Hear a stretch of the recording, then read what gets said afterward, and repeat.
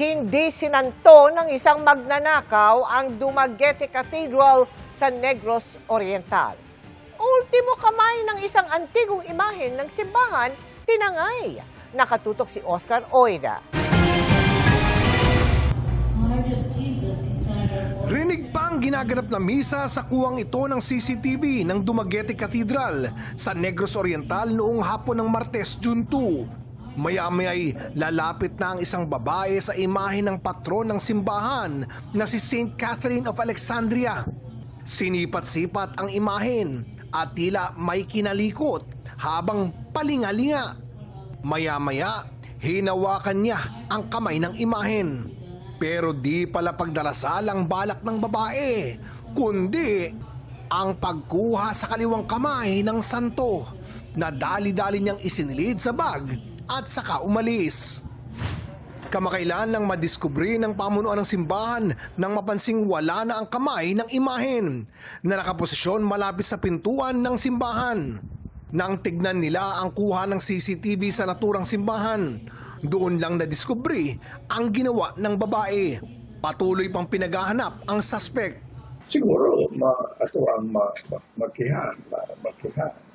Kaya, tumoto ang naandan na buhaton, peligro ang atong mga simbahan. Palaisipan pa raw sa simbahan kung bakit pinag-interesan ang kamay ng imahen. Bagamat antigo na raw ang imahen, hindi naman daw ito gawa sa ivory o iba pang mamahaling material. Kung pwede, kung mahimog yun, iuli niya. Kaya di man po na siya mahimutan. Kaugnay nito, umapila naman ang simbahan sa babaeng kumuha ng kamay ng imahen na isoli na lang ito sa simbahan sa lalong madaling panahon. Oscar Oida, nakatutok, 24 oras. At mga kapuso, ngayong huling araw ng burol ni Rene Baterbonia sa Metro Manila, inalala ng marami ang kanyang sakripisyo nang lumuwas dito para po sa kanyang pamilya. Simbolo siya ngayon at inspirasyon ng lahat ng Pilipinong nangangarap mula man sa kahirapan at malayong lugar. Nakatutok live si JP Soriano. JP. Emil, mga kapuso, katatapos-tapos lang po ng misa para sa huling araw ng burol ni Rene Baterbonia o mas kilala bilang Bobet para sa kanyang mga kaanak, kaibigan at mga fans. Nakakahinayang ang mga huling sandaling ito ni Rene Baterbonia sa Metro Manila. Ang gilas niya sa paglalaro, hindi na masasaksihan sa hardcourt. Pero dahil alam ng pamilya ang pagmamahal niya sa basketball, idinisplay nila rito sa Arlington Memorial ang dalawa niyang jersey na may number 2. Dahil sa labis na kalungkutan, nakabibingi ang katahimikan ng nagluluksang pamilya. Ang kanyang unang coach sa high school at mentor na si Coach Jess ang nagkwento sa kung paanong lumawas sa Maynila si Rene o Bobet. Yun na yung last conversation namin. Sabi sa akin na, Coach, hindi mo na ako uwi ng Davao after 5 years na. Dapat mayaman mo na ako dito para maahon ko sa kahirapan ng pamilya. Kanina ipinagmisa si Bobet ng kanyang pamilyang nagdadalamhati, humihingi ng mga kasagutan at hustisya. Yan din ang pangakong hahanapin ng ilang dumalaw tulad ni Senador Robin Padilla. Ako po ay nag-file sa Senado na sana po ang gusto natin kaagad na maimbestigahan kung ano talaga yung nangyari sa batang ito. Dumalaw din ngayong araw ang atinistang si Senador Bam Aquino pero hindi nagbigay ng panayam, pati ang ilang PBA players tulad ni Poy Eram. Ayon sa mga abogado ng pamilya Baterbonia, dumalaw na rin ang ilang coaching staff at assistant coaches mula sa Ateneo de Manila men's basketball team. Pero hindi pa rin daw nakakausap o humaharap si Coach Tab Baldwin sa pamilya ni Rene. Kailan lang ng lisani ni Bobet ang malayong barangay ng San Nicolas ng Talacogod, Agusan del Sur. Ang barangay na inilagay niya sa mapa, hindi lang sa kanyang probinsya, kundi sa buong Pilipinas. Sa taas na 6'4", binitbit ni Baterbonia ang Davao Regional Basketball Team para makuha ang kampyonato sa palarong pambansa noong 2025. Noon siya itinanghal na Most Valuable Player at nagsimulang mapansin ng mga sports observers. Sobrang bait na bata, sobrang wala siyang, kahit sinong player, wala siyang kaaway. Sa loob ng court, sinusuntok siya, pero siya pa yung nagsisorry, sobrang humble.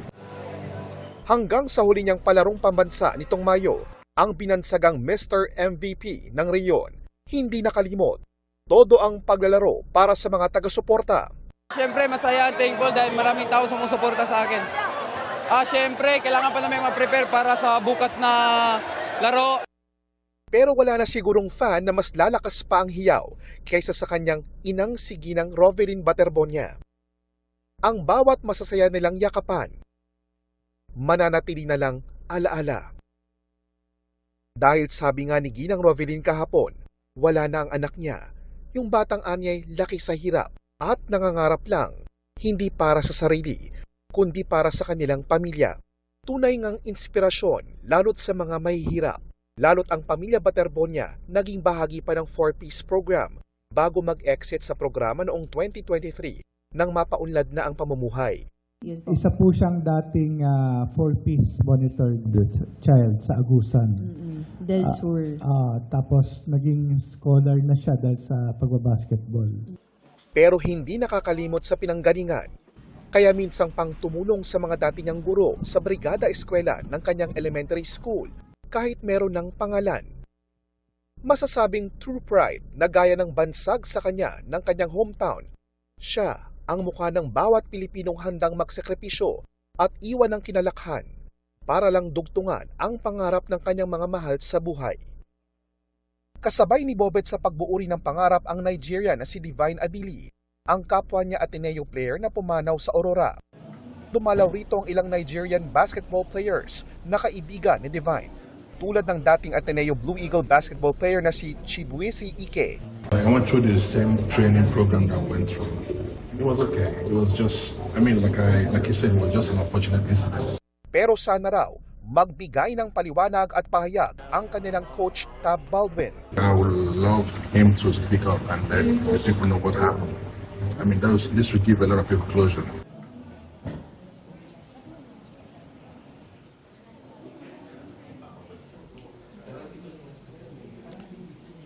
At Emil, mamayang gabi, isang private plane ang inaasahang maglilipad sa kanyang labi kasama ng pamilya papuntang Davao City na inasikaso ng Ateneo de Manila. Pagkatapos po ay ibuburol muna si Rene sa Ateneo de Davao bago sa kanilang tahanan sa Agusan del Sur. Samantala sa candlelighting vigil sa Ateneo kanina, dumalo si Coach Baldwin kasama ang mga miyembro ng Ateneo Men's Basketball Team. Ito po ang kauna-unahang public appearance ni Coach Top Baldwin mula nang mangyari ang insidente. At yan muna ang latest. Balik muna sa iyo, Emil. Maraming salamat, JP Soriano. Good evening mga kapuso! Nakakawala raw ng pagod ng cast ang crew. Ang good reviews na ibinubuhos ng fans sa GMA Prime series na Task Force Firewall. Ganado ang team dahil tumatagos sa viewers ang pinaghahandaan nilang intense fight scenes. Makichika kay Aubrey Carampel.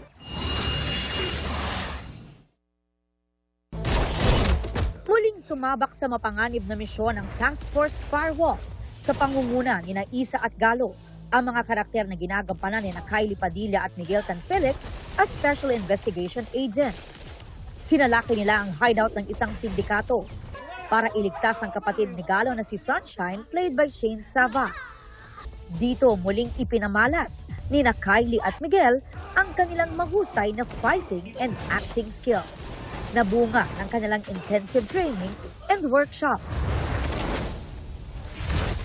Ibang Kylie yung makikita nila. Siyempre, it's a different character, no? Pero talagang tinrabaho ko yun. Kung paano siya magsalita, kung paano siya kumilos. So yeah, happy ako na napapansin ng mga tao yun. Etong si Galo, iba to sa mga characters na ginawa ko eh. So, may conscious effort talaga sa kung paano pag-atake ng mga eksena. Physically, may mga pagbabago rin. So, I would say yes, kailangan din ng reinvention. Ang bawat episode, stunts at fight scenes na napapanood ay collaborative effort daw ng lahat ng bumubuo sa Task Force Firewall mula sa kanilang co-stars, staff at production team. Thankful nga raw sila dahil ramdam nila ang positibong reaksyon ng mga manonood na nakakawala raw ng kanilang pagod. Masaya ako na maraming nakaka-appreciate ng pinaghihirapan namin sa set. And ganun talaga eh, feeling ko nagta-translate talaga sa screen kapag masaya ka sa ginagawa mo. Sobrang saya namin, like every episode nag-uusap kami doon and we congratulate each other kasi kita ko yung hard work ng lahat. Kita ko yung pagod ng lahat. So para makita namin nagre-reflect siya sa rating and sa reaction ng mga tao, sobrang nakakatuwa at nakakataba ng puso. Aubrey Carampel, updated sa Showbiz Happenings.